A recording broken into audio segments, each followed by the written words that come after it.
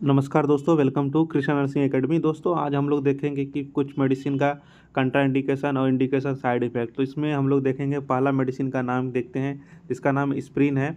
Aspirin से related देखेंगे इसका कंट्राइंडिकेशन क्या है। Aspirin 300 mg। तो इसका यूज क्या है, साइड इफ़ेक्ट क्या है। तो देखिए, इस तरह का आपको डिस्प्रिन के नाम से एस्प्रिन देखने को मिलेगा 300 का।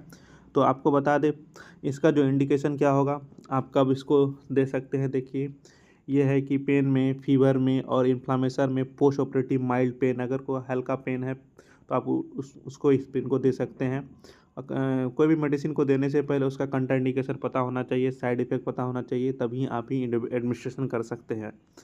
मुझे लगता है ये जितना भी मेडिसिन आपके जो CHO कम्युनिटी हेल्थ सेंटर है वहाँ पे आपको अवेलेबल होता है, इसका यूज होता है, इसीलिए हमने इसका क्लास कंडक्ट किया। तो चलिए, पहला कंट्राइंडिकेशन क्या है। पेप्टिक अल्सर में नहीं देना है इसको, ब्लीडिंग डिसऑर्डर में नहीं देना है, स्प्रीन एलर्जी में नहीं देना है, किसी को स्प्रीन एलर्जी होता है उसमें नहीं देना है।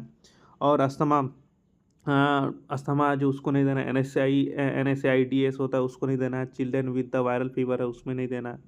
ठीक है, चलिए साइड इफ़ेक्ट देखते हैं। अगर किसी को दे दिए तो साइड इफ़ेक्ट क्या क्या हो सकता है।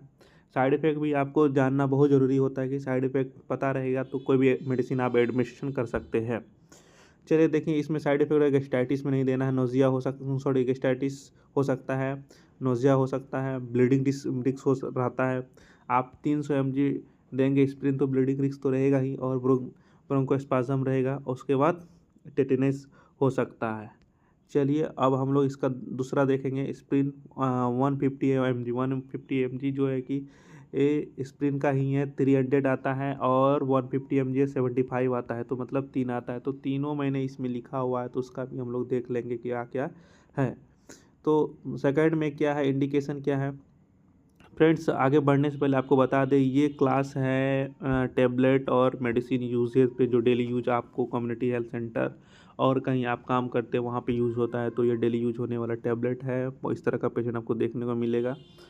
तो हमने इस क्लास को कंडक्ट किया, इसमें हमने पहले 5 मेडिसिन कवर करेंगे। अगर इसका रिस्पॉन्स अगर सही रहेगा तो हम इससे रिलेटेड और भी वीडियो बना के लाएंगे।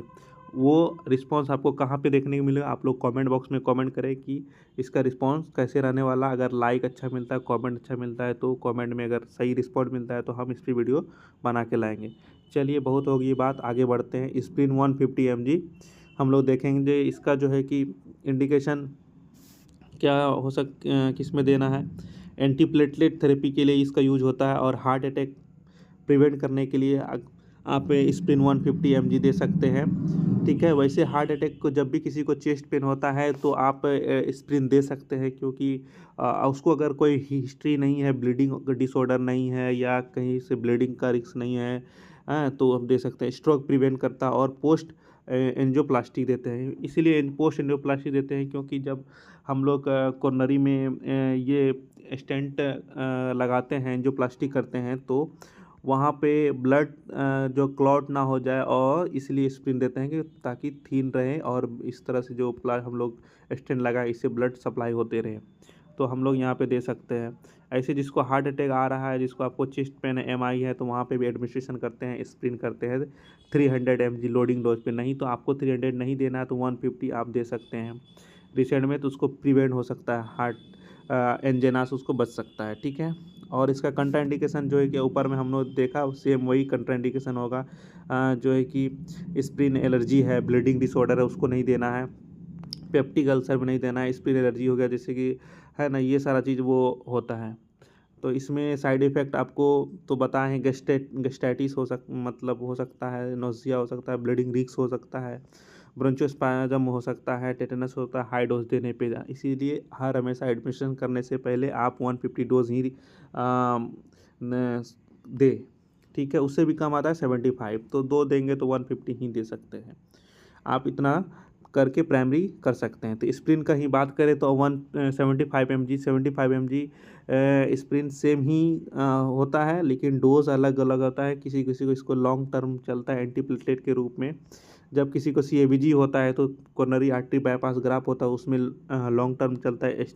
स्टेंट पेशेंट में जिसको एंजियोप्लास्टी करते तो उसमें हम लोग इसको कंटिन्यू रूटीन डोज में देते हैं। और ये लॉन्ग लॉन्ग टर्म एंटीप्लेटलेट के लिए यूज किया जाता है। CAD हो गया, कोरोनरी आर्टरी डिजीज हो गया, उसके बाद स्ट्रोक प्रिवेंट करने में, पोस्ट CABG और स्टेंट प्रिवेंट करने में, जैसा कि हमने बताया। कंट्राइंडिकेशन जैसे स्प्रिन में सेम होता है, सबका वही होगा, उस तरह का हम लोग वहाँ पे उस जो बताए थे उसमें नहीं देना है। ठीक है। आप साइड इफ़ेक्ट तो same, nausea, vomiting, bleeding risk हो सकता है। कंट्राइंडिकेशन तो बता ही दिए थे क्या क्या हो सकता है यहाँ पे, ब्लीडिंग हो गया, पेप्टिक अल्सर, एलर्जी, अस्थमा, ये सारा चीज़। ठीक है। चलिए अब हम लोग देखेंगे एडिलिरिन। एडिलिरिन के बारे में बात करेंगे। ADR ये बहुत महत्वपूर्ण मेडिसिन है जो कि आपको इमरजेंसी टाइम में यूज करने को मिलेगा, देखने को मिलता होगा। देखिए इस तरह का एम्पूल आता है और इसमें बताते ही इस तरह का वायल में 1 ही ml होता है। 1 ml = 1 mg होता है। इसको हर हमेशा याद रखिएगा, ये कई बार प्रश्न पूछा गया है। ठीक है। और इसका इंडिकेशन देखिए कहाँ पे, एनाफाइलेसिस में दे सकते हैं, कार्डियक अरेस्ट में देते हैं, बहुत इंपॉर्टेंट दवाई है, कार्डियक अरेस्ट में देते हैं। उसके बाद सीवियर अस्थमा अटैक में और पेप्टिक शॉक में देखते हैं, सेप्टिक शॉक में देते हैं। और इसका कंट्राइंडिकेशन देखिए, नॉन इन इमरजेंसी का हाइपरटेंशन हो सकता है और हाइपोथायरॉयडिज्म हो सकता है। साइड इफेक्ट बताते हैं आपको, इसको देने से तो हार्ट रेट बढ़ने के लिए दिया जाता है, BP इंक्रीज होता है, और इसमें अगर ब्लीडिंग हो रहा है तो शॉक में पेशेंट, तो आप इसको ADR को एडमिनिस्ट्रेशन करते हैं। जस्ट 1 एम्पूल, अगर रिवाइव पेशेंट नहीं किया तो आप 2 डोज 3 डोज दे सकते हैं अकॉर्डिंग टू एनेस्थेसिक डॉक्टर।